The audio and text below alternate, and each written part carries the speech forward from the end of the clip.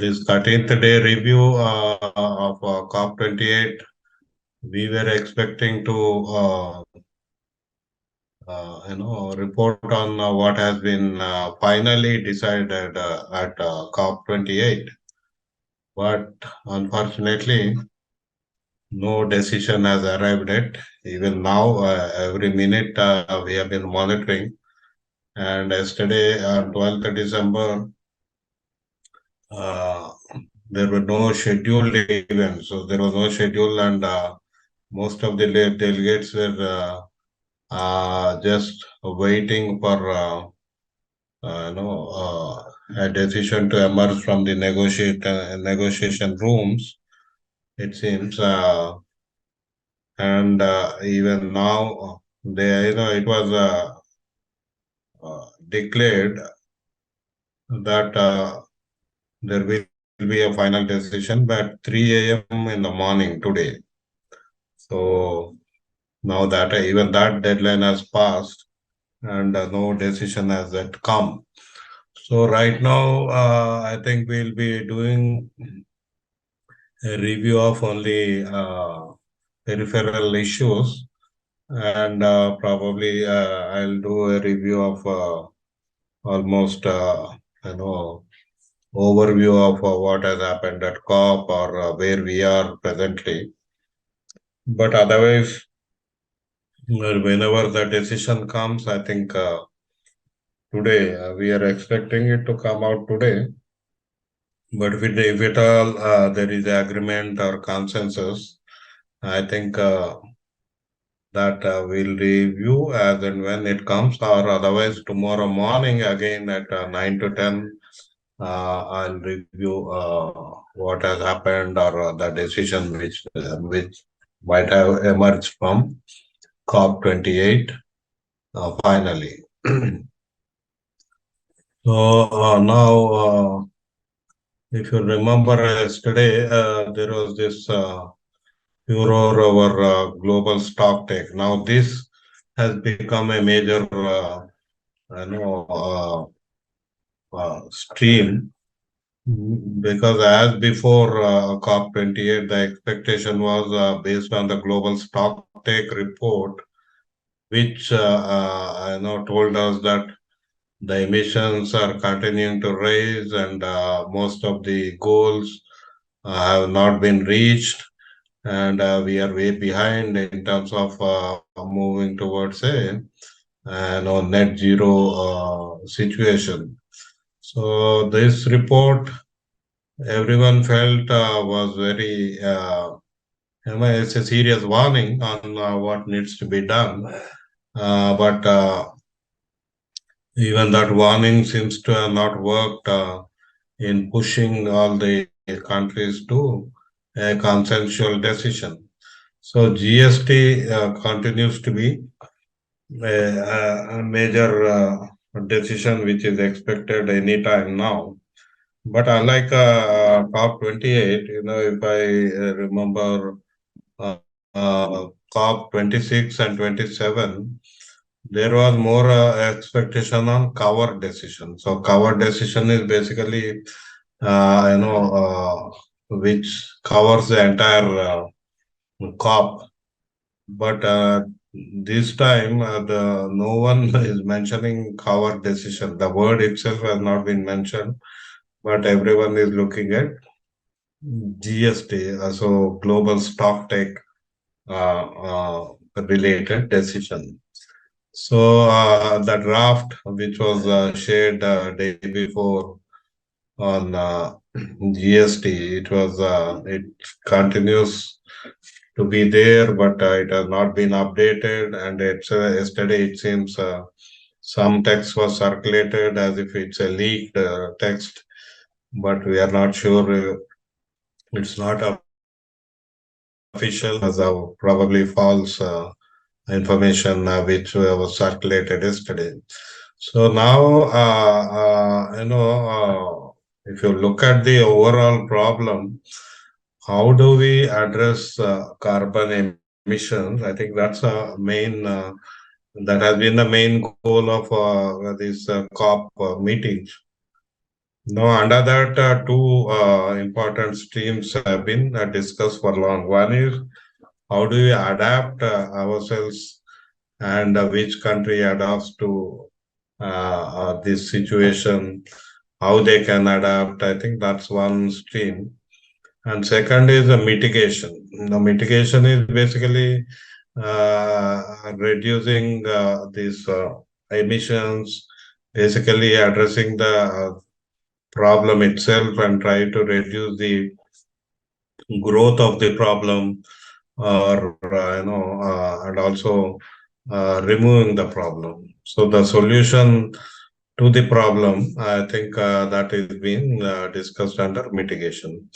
Now, under this, several other things started developing. So it included finance, it included some transition, just transition, principles of justice, climate justice. So all these developed, and then the market approaches were brought in.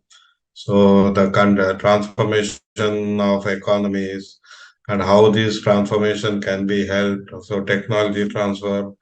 So all these aspects have come in, but now everyone is convinced that apart from all that, now the major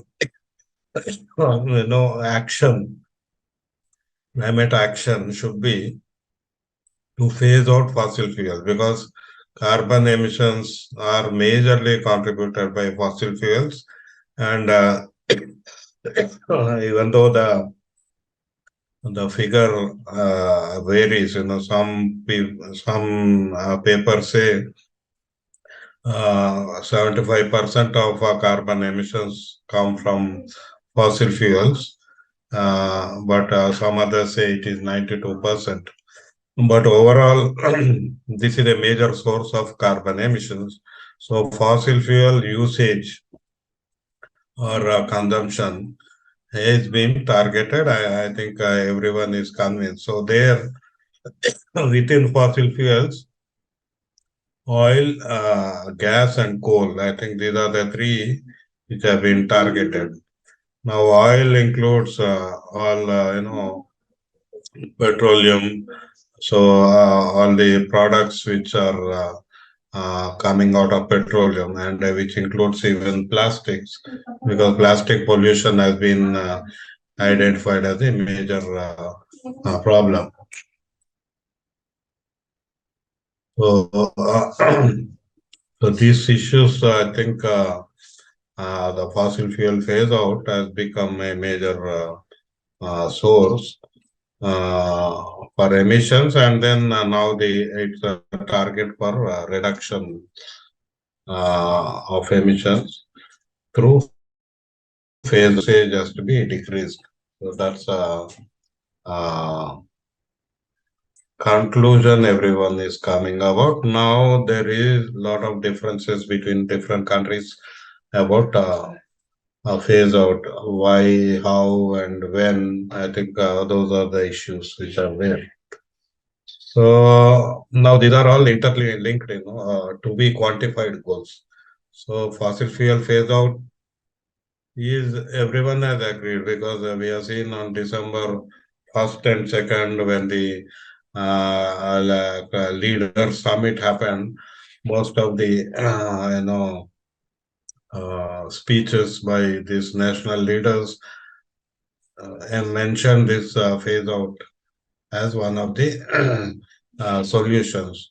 And there were broad commitment, but no leader has committed directly on fossil fuel phase out.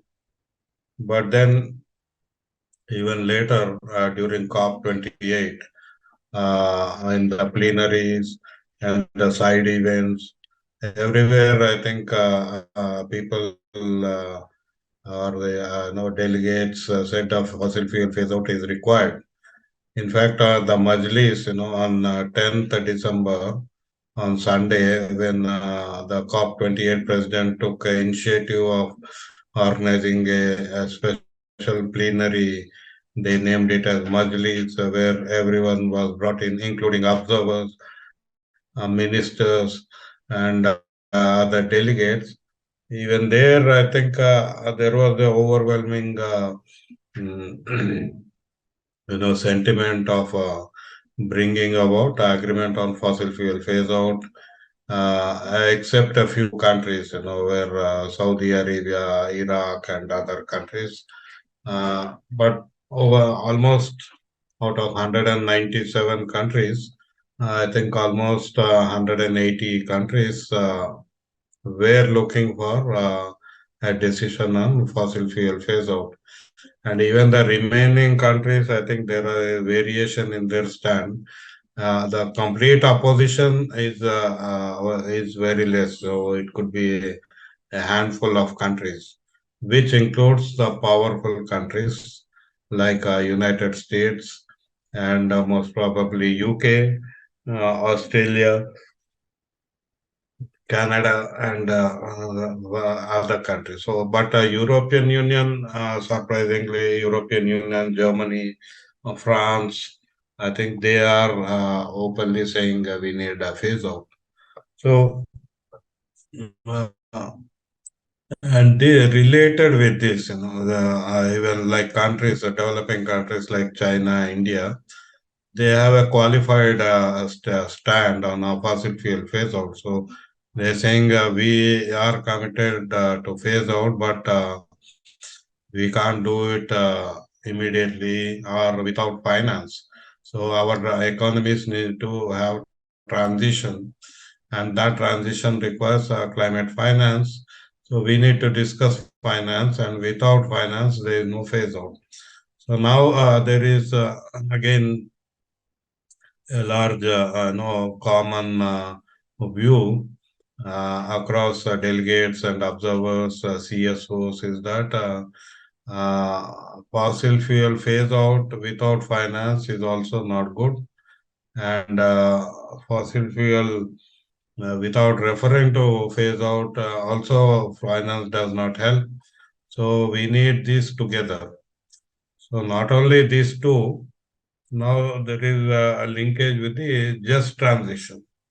So how the transition needs to be just and justiciable or equity, because who has to do phase out more? So that is where I think the reference goes back to the contributions to the overall carbon emissions. So which includes major countries.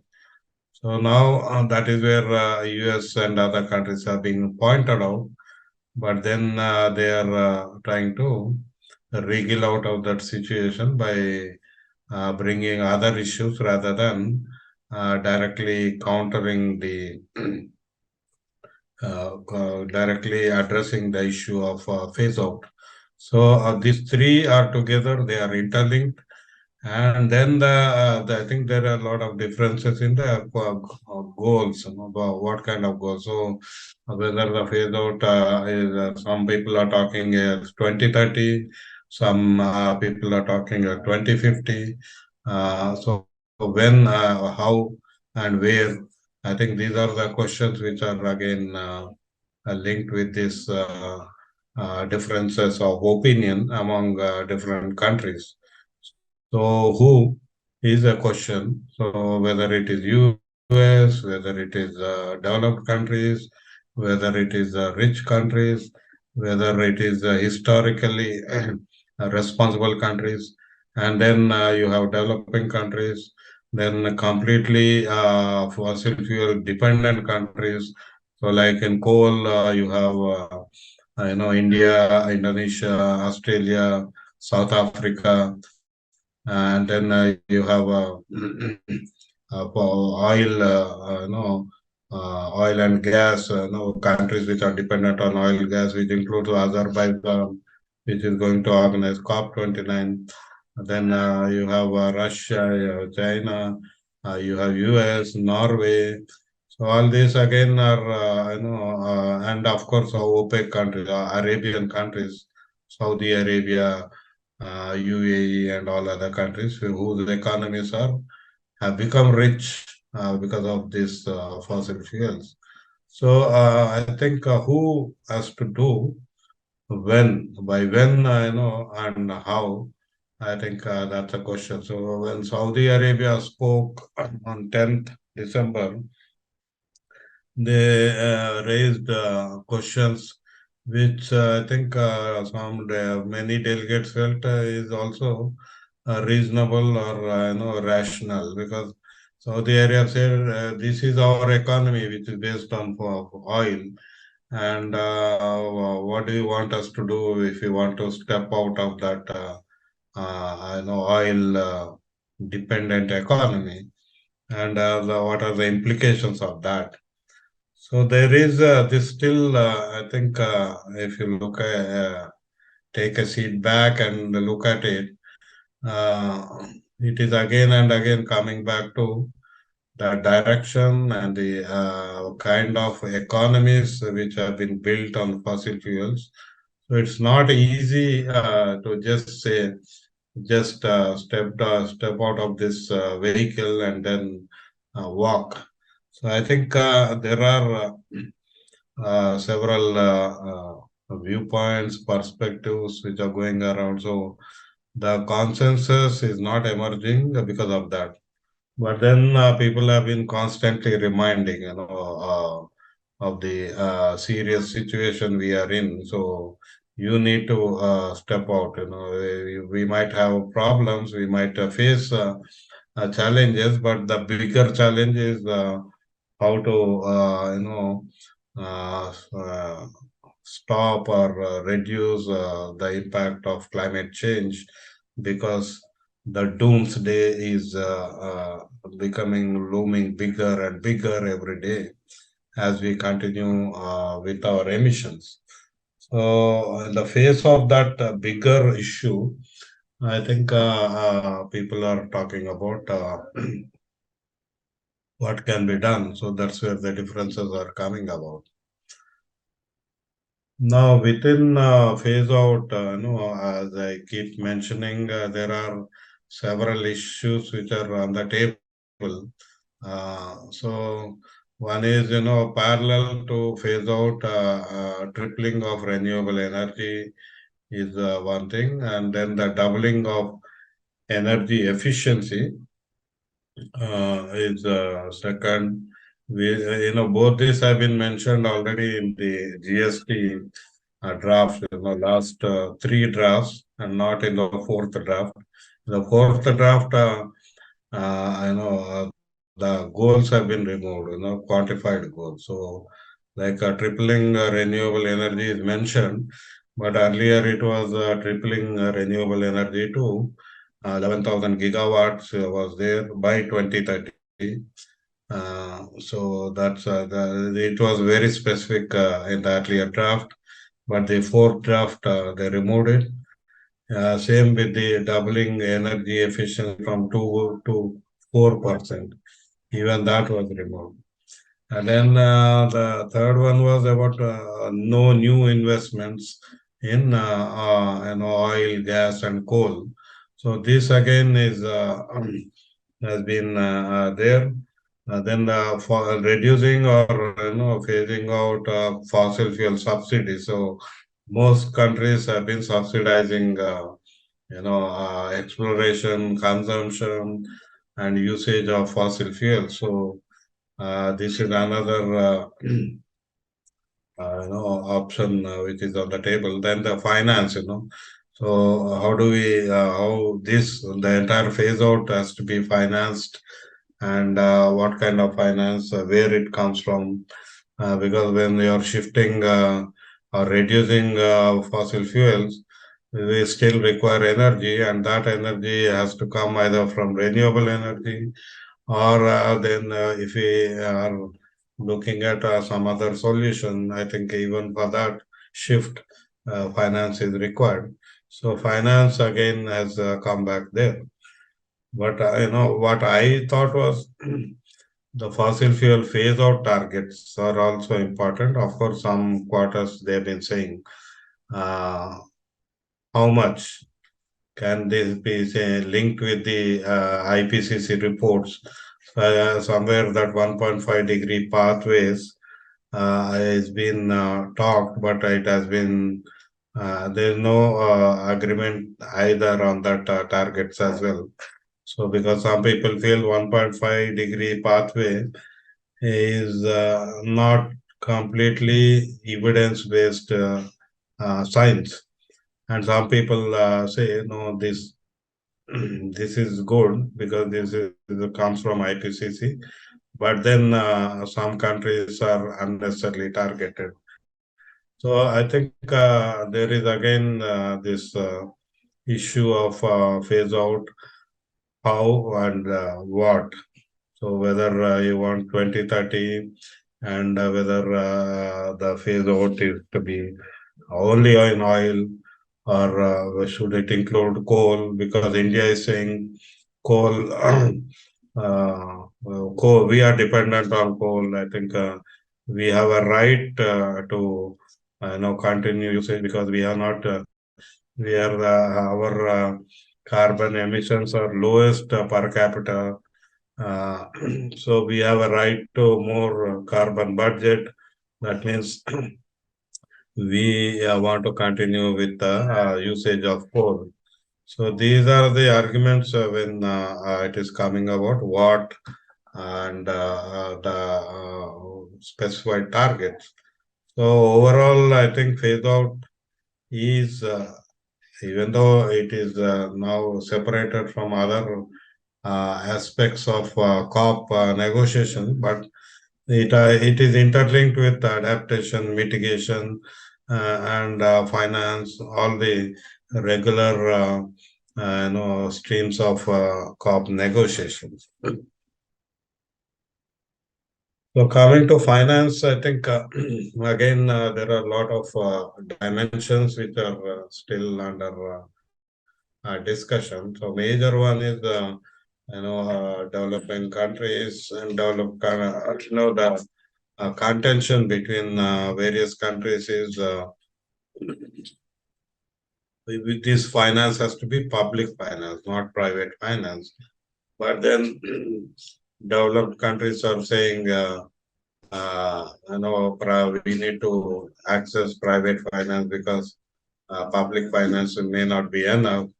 And again, this target of every year we need $14 trillion to transition away from fossil fuel based economy. So all these quantified financial goals, I think they are still under negotiation because where does it come from? Who has to give? And then parallelly, there are debts. Most countries, poor countries, are in debt, and some of these countries are going into severe debt because of climate change related disasters. So, like Pakistan, which was already under debt, but 2 years of climate disasters has pushed it further into debts. So, other countries in Africa, even small countries, they are still so debt, existing debt for various reasons, and the debt which is linked with the disasters being faced by the countries. So now there is two initiatives, Bridgetown initiative, and yesterday Kenya and France have initiated another platform on debt servicing. So the demand is again debt either has to be cancelled, there has to be a moratorium, and then further debt has to be at a reasonable interest rate, unlike the very high interest rates which are charged on that. And which institution, whether it is World Bank or multilateral development banks like World Bank, or you need a separate mechanism to do this. So a lot of these are still being discussed. Most developing countries, small countries, they are asking for grants instead of, loans, or, the form of finance is again an issue. And then I think again there is a stream which again linked with the loss and damage is compensation for the climate victims, who are the countries which are facing climate disaster, whose contribution to emissions is low or zero, and then their contribution to carbon sinks, capturing carbon naturally. I think they are asking for compensation. They are asking for finance, which encourages them to keep those carbon sinks, like Amazon forests or countries with lot of forest like Congo. So they are saying we have to develop, but still we don't want to use this. If you have forests, deforestation, or even mining. So if we want to avoid this, we need funds for a shift in the economies. So the development finance is again is under discussion.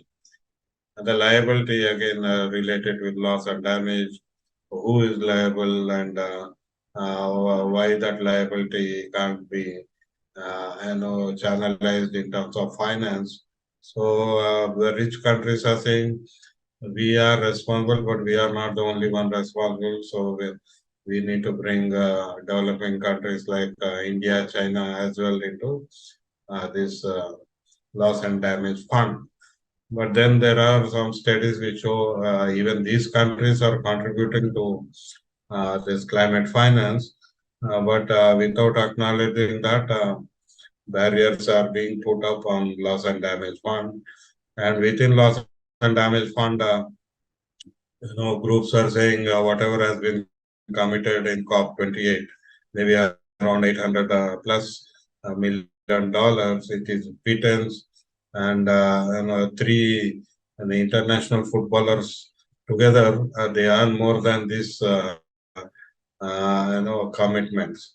So basically, that comparison shows that whatever has been committed is very low, and these commitments are also they are still doubtful when it becomes a reality. So basically, when the implementation starts, I think again there the issue is there. So ultimately, the climate finance definition is still not at been agreed upon. So I think some of the streams of negotiations have postponed the discussions to COP29 next year. So this, I think, is worrying for some people, because when the global stock take has clearly brought out the issue that we are way behind, and emission gap report, various gap reports are also saying that we need to ramp up our actions. But this finance related negotiation streams, all of them have postponed their decisions, or and most of the decisions have are which are being done, as part of implementation. They have a lot of inane language, So it says urges, requests, acknowledges, notes, but the decisions themselves are not there in those texts.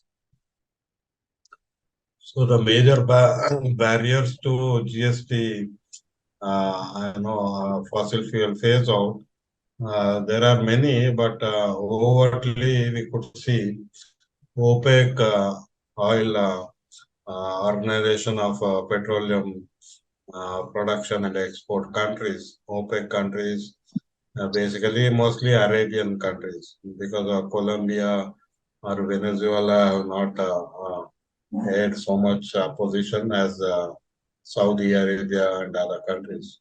So USA, of course, is also being pointed out. But yesterday, John Kerry, climate representative of US, I think in a press conference, he said we need to focus on fossil fuel phase out. But within the negotiation rooms, I think the role play is something different. Saudi Arabia, of course, has also spoken against the fossil fuel phase out, or it raised a lot of questions. Iraq completely has said no. India, of course, they are worried about the language used on coal. So, but again, it surprises me because India is also dependent on oil and gas. So, how do we phase out oil and gas apart from coal? I think it's still an issue within India.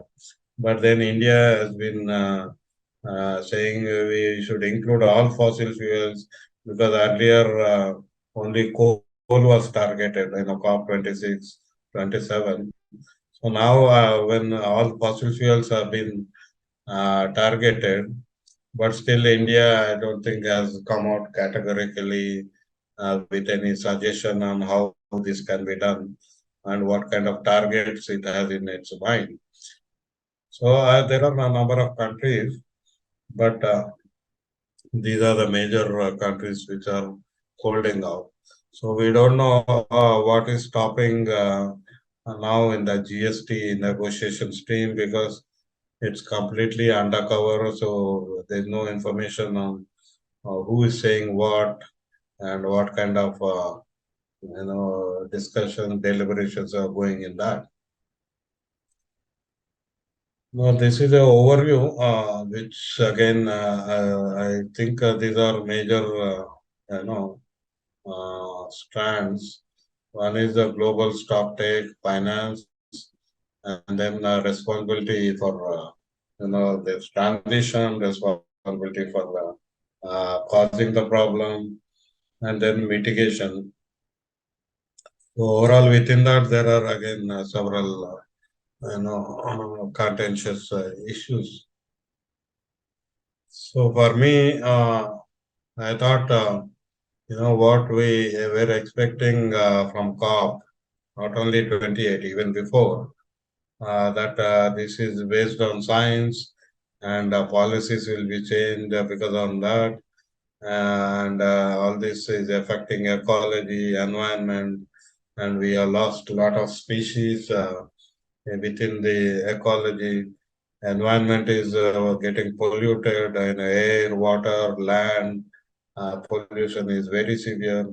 And then the social issues where the poor and the vulnerable are facing the consequences, but the rich continue to grow. So there was expectation of discussions around these, and decisions were supposed to be made on these aspects. But then what is happening is there are politics and business has been involved. So in COP 28, less than 3,000 delegates have been identified from oil company lobby.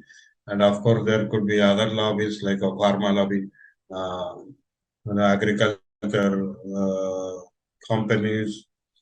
So the business which has been benefiting from the current fossil fuel based economies, I think they have been there and out of the 1 lakh plus delegates, there is this estimation that at least 20,000 could be from various businesses.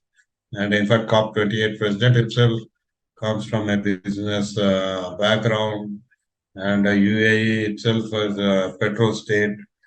So all this is there linked with the power and wealth. So the Russian president, he was there in UAE during this time, but it seems he was there to discuss the oil deal rather than, I know he did not attend COP 28, but he was there in Dubai during that time. Chinese president has not been attending any of the COPs in the last three COPs, and even this COP he was not there. US president was there before, but not this time. So the politics, the politics behind and the politics on the fore, I think they are influencing the deliberations and probably acting as barrier in this. So the wealthy people continue to hold. the power to either decide or not to decide, and that is what is being played out at COP28. So a lot of people have they said before, and now they're saying you can see what we said before is right.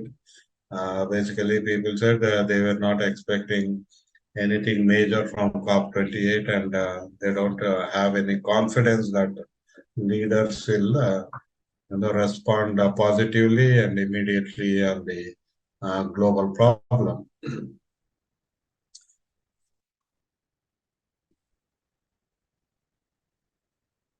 So we have seen that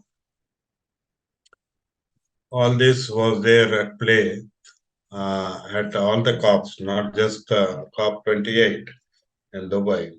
So earlier there is denial, they're denying the science, ignoring the obvious facts, neglecting the vulnerable, obfuscation, so conspiring, confusing.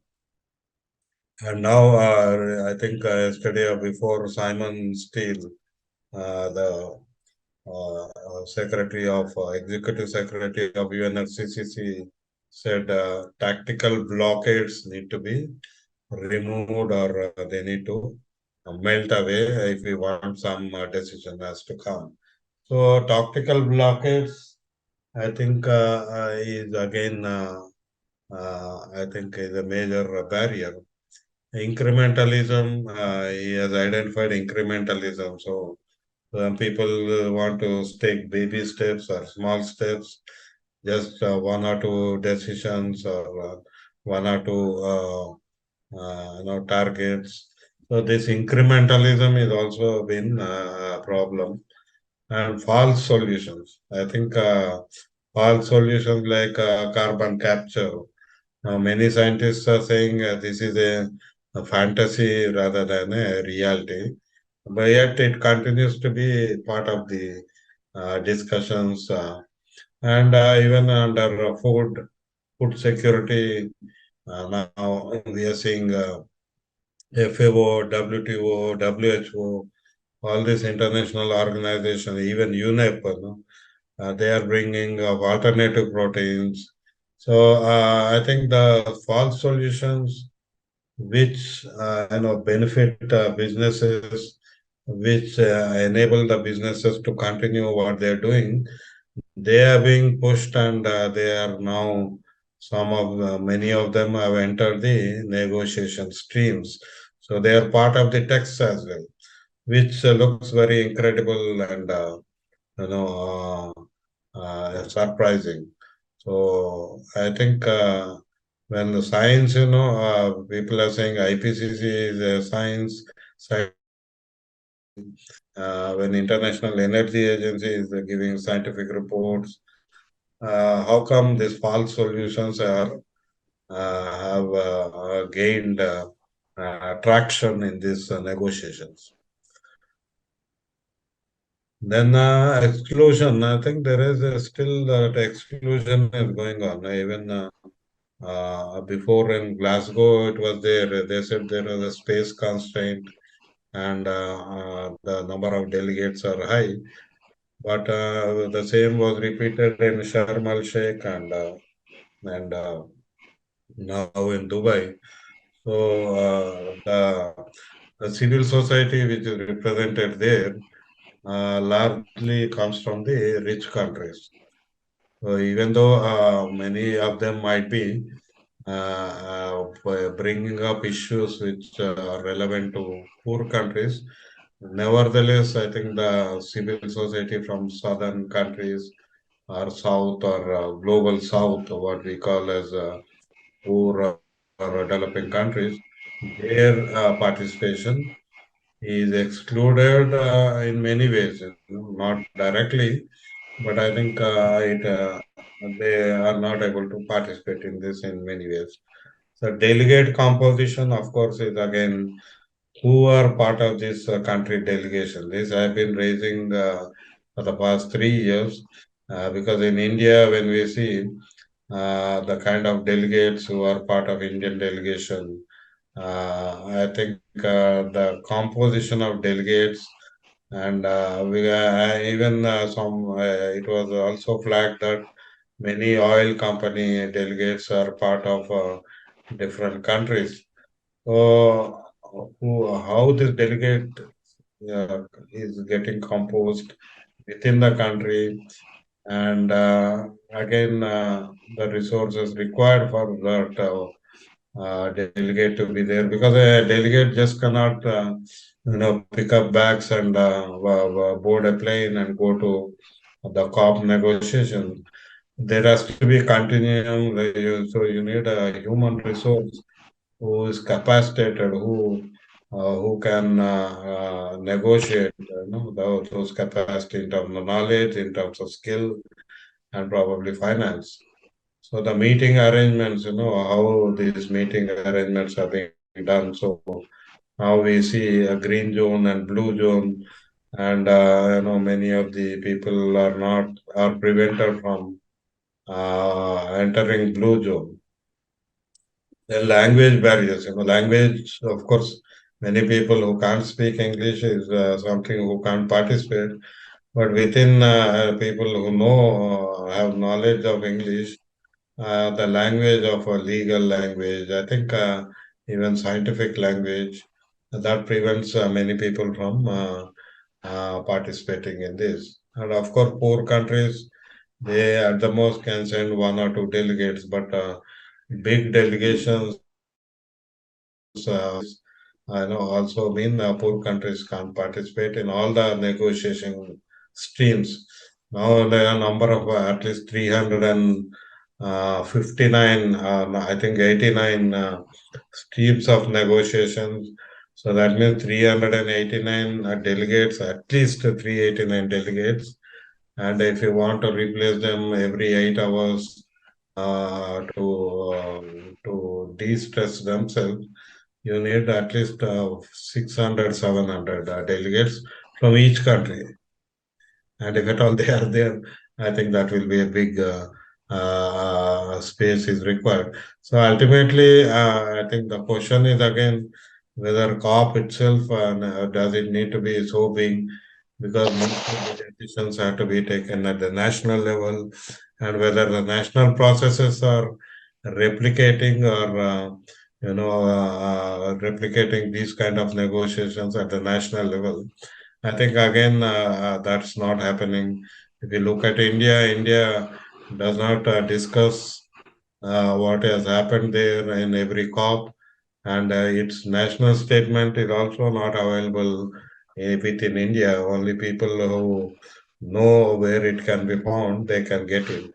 So I think overall, whether we need this global discussion, and what kind of discussions this at COP level has to happen. I think again we need to have a brainstorming on that, because now there are several branching are happening and major issues are not being focused upon.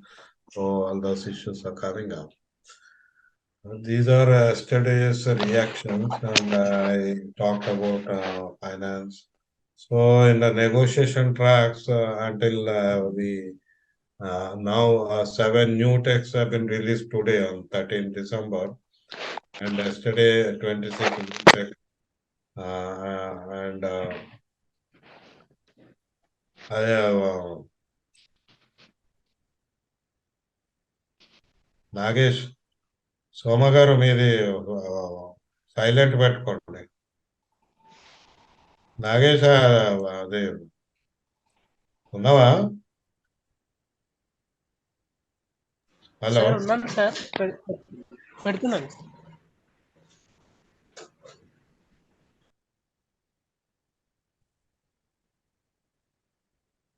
So 26 new texts released yesterday. So again, out of this 26, 23 reached the draft decision. That means it will go before COP28 president of our finalization. And then until yesterday, 3 draft negotiation texts are still there. That means they are at still a basic level. So this, which includes Article 6.4, where carbon markets are discussed, Article 6.2, bilateral trading uh, on carbon, then Article 6.8, non-market approaches. But just now, about half an hour back, I've seen news that they have reached agreement on non-market approaches. So I have not seen the text. Uh, of course, no. By 12th December, there were 118, and there are a lot number of texts where there is no agreement. Only few clean texts are there. 51 clean texts are there. So this is again yesterday's status, where we can see the agreed texts are only 16, but nearly agreed, not agreed, no text is very huge. So the COP will not close until all these are, agreed upon. So some text has to be there where everyone has to sign upon.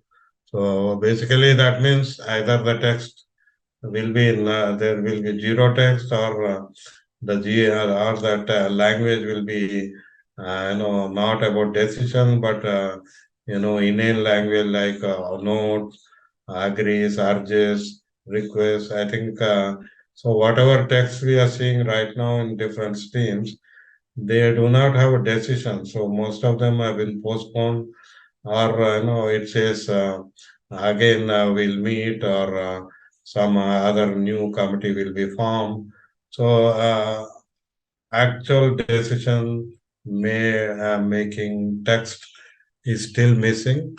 So COP28 in that sense, what did they do in the last 12 days or 13 days?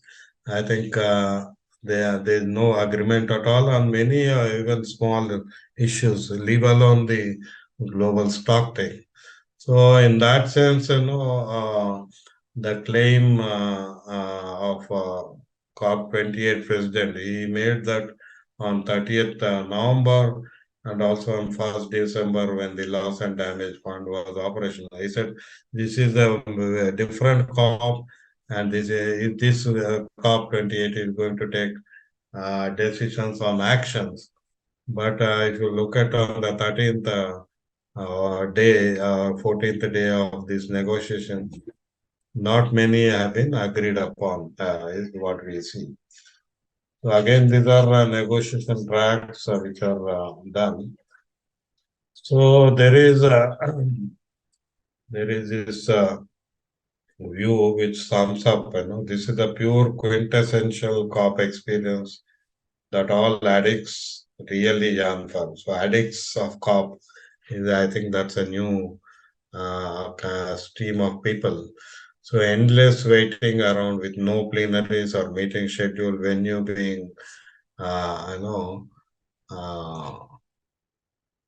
disassembled because most people are going away, and there is rumors going around, and then people are waiting. So even now we are waiting for a major decision to come out of this. So I think I'll stop here, and probably again come back tomorrow, because I'm not sure if any decision has come about within the period we have been doing this review right now. I'm not able to see anything decision has come. Right now, I think in Dubai it is in the morning. Okay, 1 second. I think there is a text on global stock take. We can see here that's a 21-page complete text, but I'm just going to the core of it, because here what we see is this A, B, C, D, E, F, G, H. These are these have been part of the first GST draft. And so this tripling renewable uh, energy capacity globally and doubling the global average annual rate of global energy efficiency by 2030. So this 2030 has been identified, but not the 11,000 gigawatt hours, and then improving to from 2% to 4%. Then accelerated efforts toward phase down of unabated coal power. Now phase down comes back, not the phase out. So this has been pushed by India. So they wanted phase down. So even today, there's no clarity on what is the difference between phase out and phase down. And then unabated coal power, abated and unabated coal power. So abated basically means coal usage and the emissions are controlled or regulated. So this is about unabated coal power. So again, this is a very broad kind of inclusion. Then globally toward net zero emissions energy systems. I think somewhere this means they are still talking about carbon capture. So carbon capture technology. So here the major concern for me is inclusion of nuclear energy as part of zero or low emission technologies. This has been flagged before also. This is the only COP where nuclear has come back as part of the clean energy technologies. So I think this is worrying because now it has come into the draft decision. And then carbon capture and utilization. So the fancy technologies have been mentioned again here. Then we have fossil fuel phase out that do not address energy poverty at or just transition as soon as possible. So again, it is non-specific, mention. So the fossil fuel again, the issue is again inefficient. So are there any efficient or inefficient fossil fuel subsidies? And when you couple it with this fossil fuel subsidies that do not address energy poverty or just transition. I think this is pretty broad and non-specific. And then it says as soon as possible. So there is no specificity behind this. So this again, I think, is most probably a consensual text because it says,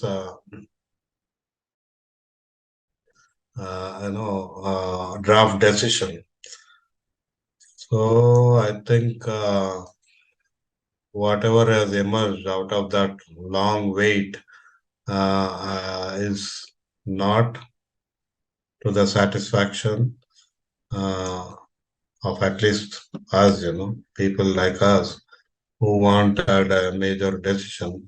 Even the global goal on the adaptation, which is again a major text which has been looked at, has also been released. But again, the language is again very vague and not any specific text is not there. So overall, I think this COP28 is a failure in that sense because when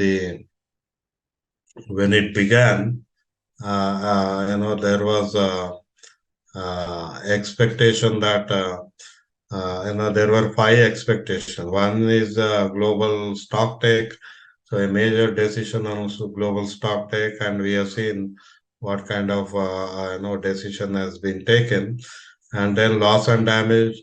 Loss and damage operationalization has been declared, and on the December 1st, But then through the COP28 days, nothing much has been achieved on loss and damage in terms of operationalization, when, how, in what form, all those still are under negotiation.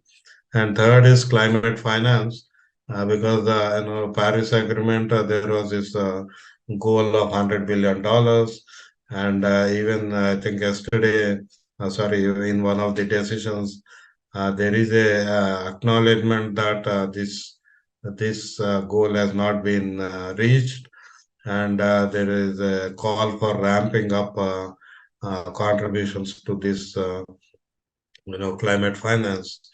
And then, of course, the other issues on adaptation and mitigation, where a lot of hopes were there on adaptation, the global goal on adaptation, and even that, I think we have a lot of inane language, or it does not show any progress in the last 12 days.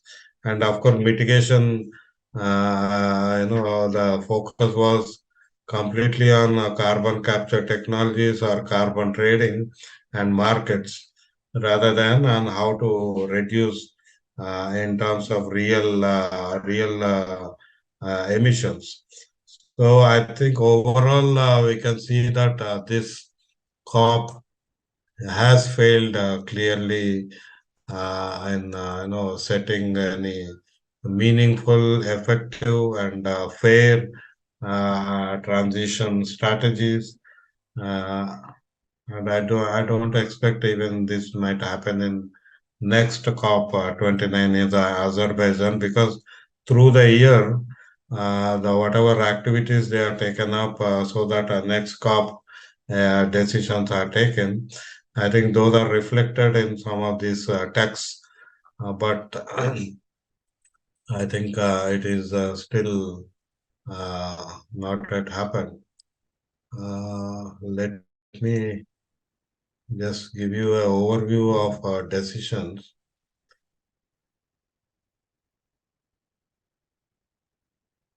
So this is again the latest, given by Carbon brief.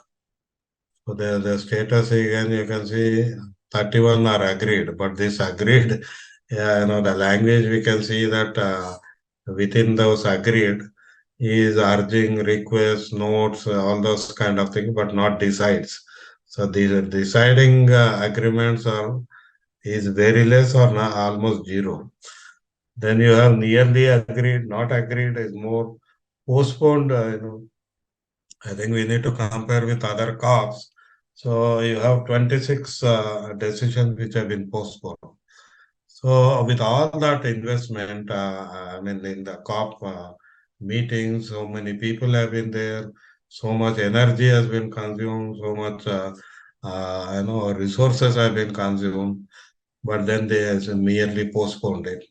So I think here it shows, what I've been saying, that country delegations are not working properly. So these are again tables which show what has been agreed, where it has not been agreed. So this is a little old one, we have not yet updated. So you can see in global stock tech they agreed, but the draft has been released just in a few minutes back. So again, you can see clear agriculture and food security. Now, this has been flagged as the most important element in adaptation and also in mitigation, but that decision has been postponed. Long-term standing committee on finance, not agreed. Long-term finance, not agreed. Bilateral trading, not agreed. Carbon market, not agreed. So many things, there is no agreement at all. Many important aspects. So I think I'll stop here, because this COP is a big failure in terms of, in my perspective. I'm a distant observer. I'm not an expert in that sense, but maybe we'll see more reviews of COP28, and maybe from India. There have been this time. There have been a lot of media representatives there. I've seen Hindu filing stories regularly. Hindustan Times is there, and even Down to Earth had a special team there. So there are quite a few Indian media represented there. They might report or review COP28, and they are from their own perspective because they are sitting there, right there, participating in that. But I am not from media, but I am a simple a person who is looking for what kind of people interests are being pushed in this COP28, and I see none are there. And Indian interests, again, they are very vague. They have gone unrepresented. So I feel overall, from Indian point of view, from a distant observation point of view, I think this COP has not delivered what has been expected out of it. So thank you. I'll stop here. I think that this will end our reviews. Uh, Thank you all for joining me. ఇక్కడ speak in Telugu. నిన్న COP28 చివరి దినం October 12th December 11 గంటలకి దాన్ని ముగింపు పలకాల్సింది. నిన్న కూడా కాలేదు.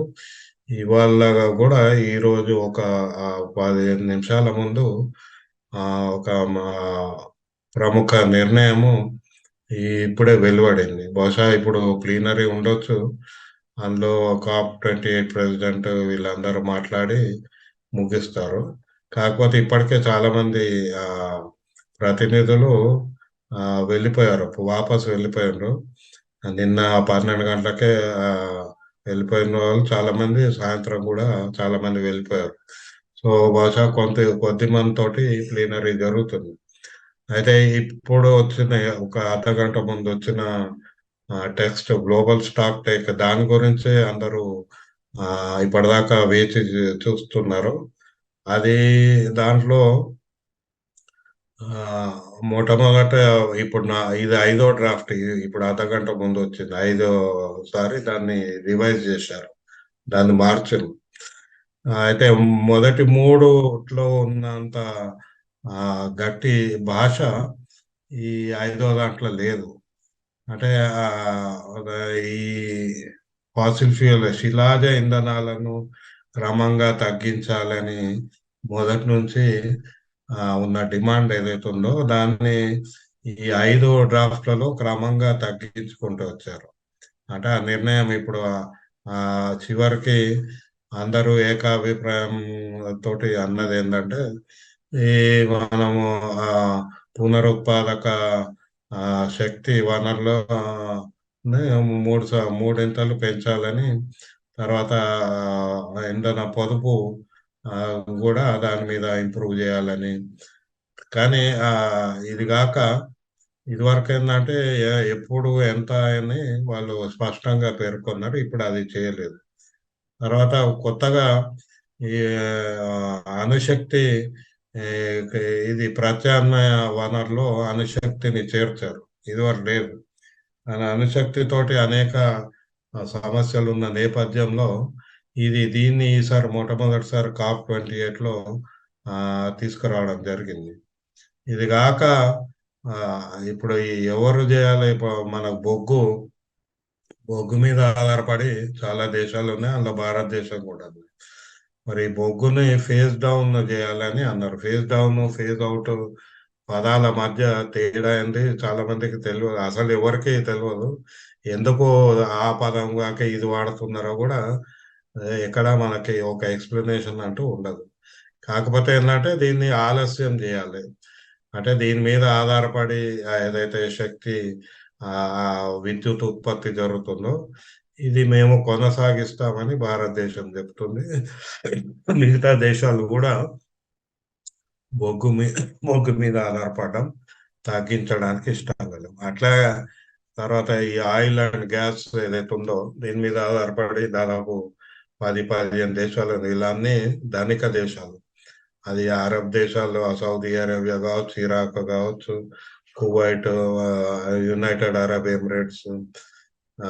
కాకపోతే ఇరాక్ ఈ యుద్ధం వల్ల నష్టపోయింది, అంతర్గత యుద్ధం, ISIS యుద్ధం వల్ల. కానీ ఈ అరబ్ దేశాలు, ఆ, అమెరికా, బ్రిటన్ లాంటి దేశాలు, నార్వే దేశము, ఇలా అందరికీ ఆయిల్ నుంచే వాళ్ళకు ఆ వాళ్ళ ఎకానమీ నడుస్తుంది, వాళ్ళ ఆర్థిక వాళ్ళకి లాభాలు ఉన్నాయి.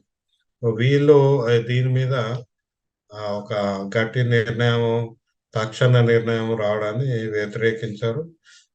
వాళ్ళ ఆ, అభిప్రాయం మేరకే ఇప్పుడు ఈ గ్లోబల్ స్టాక్ టెక్ లో ఆ, ఆ, దాని మీద భాష సరళం చేసి అది అసలు ఆ, ఒక ప్రత్యక్ష చర్య దిశగా ఉండకుండా ఆ భాష ఆఖరికి ఏకాభిప్రాయం పేరిట విడుదల చేయడం జరిగింది. ఇది కాక ఇంకా అనేక విషయాల మీద ఈ COP28 నుంచి ఆశలు ఉండినాయి. ఎందుకంటే గ్లోబల్ స్టాక్ టేక్ ఏదైతే ప్యారిస్ ఒప్పందం నేపథ్యంలో 5 ఏళ్ల తర్వాత మనం ఎంతవరకు ప్రగతి సాధించామనే అంచనాలో ఆ, అది ఆలస్యమైన ఈ సంవత్సరము ఆ గ్లోబల్ స్టాక్ టేక్ రిపోర్ట్ వచ్చింది. ఆ నివేదిక చెప్పింది అసలు మనం అనుకున్న దిశగా చాలా వెనకబడి ఉన్నాము, చాలా గ్యాప్స్ ఉన్నాయి. ఆ ఇటువైపు ఏమో కర్బన ఉద్గారాలు పెరుగుతున్నాయి, తగ్గించే బదులు పెరుగుతున్నాయి, తగ్గింపు వైపు ఏమీ లేదు. ఇంకా పెట్టుబడులు కూడా పెంచుతున్నారు అని చాలా తీవ్రమైన నివేదిక ఈ గ్లోబల్ స్టాక్ టేక్ ఇచ్చింది. ఆ నేపథ్యంలో ఈ COP28 జరుగుతుంది. కాబట్టి ఈ అందరూ ఆ, ఒక ఆ, సమిష్టి నిర్ణయం వస్తుంది ఈ శిలాజ ఇంధనాలను తగ్గించడానికి అని ఆశించారు. కానీ ఈ రోజు 13 డిసెంబర్ నాడు వాళ్ళు ఏకాభిప్రాయం పేరిట విడుదల చేసిన ప్రతి చూస్తే మాత్రం ఇది ఆశించిన మేరకు ఆ దాని నుంచి బహుశా 100% వెనుకబడినట్టే కనపడుతుంది. నిధుల గురించి కూడా చాలా తీవ్రమైన చర్చ జరిగింది. లాస్ అండ్ డ్యామేజ్ ఫండ్ కావాలని చాలా దేశాలు పట్టుబడినాయి. అది డిసెంబర్ 1 నాడు మేము అది ఆ ఫండ్ దాన్ని అమలుకి నిర్ణయం తీసుకున్నాము. దానికి కావాల్సిన నిధులు కూడా దాదాపు 15 దేశాలు కలిపి $800 మిలియన్ మేము ఇస్తామని ప్రకటనలు చేశారు, హామీ ఇచ్చారు. కానీ అది ఈ 12 రోజులలో ఎట్లా ఇస్తాము, ఏ విధంగా ఇస్తాము అనే దాని మీద కూడా చర్చలు జరిగినాయి. కానీ మళ్ళీ ఒక కన్క్లూజన్ కి రాలేదు ఇక్కడ. అంటే ఆ సంపూర్ణత కనపడలేదు. అక్కడ కూడా ఈ COP28 విఫలమైనట్టే కనపడుతుంది. తర్వాత మనకు లాస్ అండ్ డ్యామేజ్ ఫండ్ ఇవ్వలేదు. తర్వాత సాధారణంగా క్లైమేట్ ఫైనాన్స్, ఇదైతే మార్పు కొరకు మారాలి, అన్ని దేశాలు మారాలి అన్నప్పుడు ఆ మార్చడానికి అవసరమైన నిధులు ఈ ధనిక దేశాలు ఇస్తామని వాగ్దానం చేసినాయి. ప్యారిస్ ఒప్పందంలో $100 బిలియన్ అన్నారు, అది ఇప్పటి వరకు ఇవ్వలేదు. అది కేవలము మిలియన్లలో ఉంది, బిలియన్లలో లేదని అభివృద్ధి చెందిన దేశాలు అంటుంటే OECD ఏమో ఒక నివేదిక ఇచ్చి దాదాపు $89 బిలియన్ ఇప్పటికే ఇచ్చినామంటాం. అంటే ఈ నిధులు ఇవ్వడంలో కూడా దృక్పథం వాళ్ళు అంటున్నది ఒకటి, వీళ్ళు ఆశిస్తున్నది ఒకటిగా తయారైంది. మన ప్రభుత్వ నిధులే పబ్లిక్ ఫైనాన్స్ ఇవ్వండి అని వీళ్ళు అడుగుతున్నారు. వాళ్ళేమో ధనిక దేశాలు పబ్లిక్ ఫైనాన్స్ సరిపోదు, ప్రైవేట్ ఫైనాన్స్ అంటే అప్పులు తీసుకోండి లేదా కంపెనీలు పెట్టుబడులు పెడతాయి. సో ఇట్లా ఈ ఏ రకమైన నిధులు, ఆ నిధులు ఎవరు ఇస్తారు, దీని మీద కూడా ఏకాభిప్రాయం లేకుండా పోయింది. ఇప్పటికే అనేక దేశాలు అప్పుల్లో బారిన పడ్డాయి. మరి ఈ అప్పుల సంగతి కూడా సరళీకృతం చేయండి. అప్పులు తీర్చడం గురించి దాన్ని ఏది పోస్ట్పోన్ చేయడము, కిస్తీలు కట్టడము ఆలస్యం చేయడము, లేదా వడ్డీలు తగ్గించండి అని ఇట్లాంటి అనేక డిమాండ్లు ఉన్నా కూడా దాని మీద కూడా ఒక ఫలప్రదమైన నిర్ణయం జరగలేదు.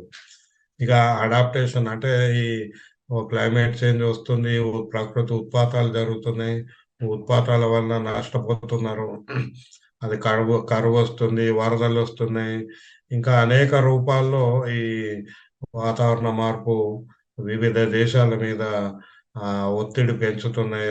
అటు మన తుఫాన్లు కావచ్చు, సముద్ర మట్టం పెరిగి అలలు వచ్చి అనేక దేశాల్లో ఇండ్లు కోల్పోయిండ్రు, క్లైమేట్ రెఫ్యూజెస్ పెరుగుతున్నారు. ఇవన్నీ ఉన్నప్పుడు దీనికి ఈ అడాప్టేషన్ అంటే ఈ పరిస్థితికి ఎట్లా మనం తట్టుకోగలుగుతాము, దీనికి తగిన నివారణ చర్యలు ఏంటి, వీటి మీద కూడా ఏదన్నా మంచి నిర్ణయం జరుగుతుందని ఆశించారు కదా, అది కూడా జరగలేదు. ఇక మిటిగేషన్ అని అంటే ఈ ఎమిషన్స్, ఈ ఉద్గారాలను తగ్గించడానికి తీసుకునే చర్యలు, అది పరిశ్రమల్లో కావచ్చు, రవాణా రంగంలో కావచ్చు, శక్తి రంగంలో కావచ్చు, ఇంకా అనేక రంగాల్లో డీకార్బనైజేషన్ అంటే కర్బన సోర్సెస్ మీద ఆధారపడి తగ్గించడం, వీటి గురించి కూడా నిర్ణయాలు తీసుకుంటారని ఆశించారు, కానీ అవి కూడా ఫలప్రదం కాలేదు. మొత్తంగా ఈ 5 అంశాల మీద ఆశించిన మేరకు నిర్ణయాలు రాలేదు. ఈ లెక్కన ఈ COP28 ఫలప్రదం కాలేదు, సఫలీకృతం కాలేదు, ఇది పూర్తిగా విఫలమైంది అని నాకైతే అనిపిస్తుంది. బహుశా మన అక్కడ మనమేమో దూరం నుంచి చూసి ఇవన్నీ సమీక్ష చేస్తున్నాం, కానీ అక్కడ పోయిన వాళ్ళు, అక్కడ ఉన్న వాళ్ళు, మన దేశం ఇప్పుడు దుబాయ్ దగ్గరనే కనుక చాలా మంది అక్కడ ఉన్నారు. భారతదేశం నుంచి దాదాపు 900 మంది మన డెలిగేట్స్ ఉన్నారు, ఇంకా మీడియా ప్రతినిధులు కూడా ఉన్నారు. మరి వీళ్ళందరూ వచ్చినాక ఏముంటుందని చూడాలి. కానీ స్పష్టంగా మనకు ఇవన్నీ చూస్తే మాత్రం COP28 అంతకుముందు ఉన్న కాప్ సదస్సుల కంటే పూర్తిగా విఫలమైనట్టు కనపడుతున్నది. సో ఈ వైఫల్యం యొక్క ప్రభావము భారతదేశం మీద చాలా ఎక్కువగా ఉంటుంది. ఎందుకంటే భారతదేశం ఇప్పటికే మనం 2-3 ఏళ్ల నుంచి చూస్తున్నాం, అన్ని రాష్ట్రాల్లో కూడా ఈ ప్రకృతి ఉత్పాతాల వల్ల చాలా తీవ్ర నష్టము మనకు కనపడుతుంది. వ్యవసాయము, ఆహార ఉత్పత్తి మీద కూడా ఈ ప్రభావం చాలా ఎక్కువగా ఉండే అవకాశం ఉంది. రాబోయే 2-3 ఏళ్లలో ఇది మన ఆర్థిక రంగాన్ని, మన యొక్క అభివృద్ధిని, మన ప్రగతిని, సాధారణ జీవనాన్ని తీవ్రంగా ప్రభావితం చేసే పరిస్థితులు ఉన్నాయి. కానీ మన దేశంలో ఇప్పుడు రాబోయే 6 నెలల్లో జాతీయ ఎన్నికలు జరుగుతాయి, పార్లమెంట్ కొరకు, ఇంకా అనేక రాష్ట్రాలకు. ఇప్పటికే ఒక 5 రాష్ట్రాలకు ఎన్నికలు జరిగినాయి. ఈ ఎన్నికల్లో కూడా ఎక్కడ కూడా ఈ విషయాలు గురించి ఏ ఒక్క రాజకీయ పార్టీ కూడా చర్చించలేదు. ఇక మరి ఇప్పుడు రాబోయే పార్లమెంటరీ ఎలక్షన్లలో ఇది చర్చిస్తే అసలు ఈ విషయం మాట్లాడతారా అనేది కూడా అనుమానమే. అటు బీజేపీ కానీ, కాంగ్రెస్ కానీ, ఇంకా దాదాపు 200 పైన ఉన్న ఏ ఒక్క పొలిటికల్ పార్టీ కూడా ఇది అసలు సమస్యనే కాదు, ఇది అసలు ఏదో వాళ్ళు ఏదో మాట్లాడుకుంటున్నారా అన్నట్టు వాళ్ళ యొక్క ధోరణి మనకు కనపడుతుంది.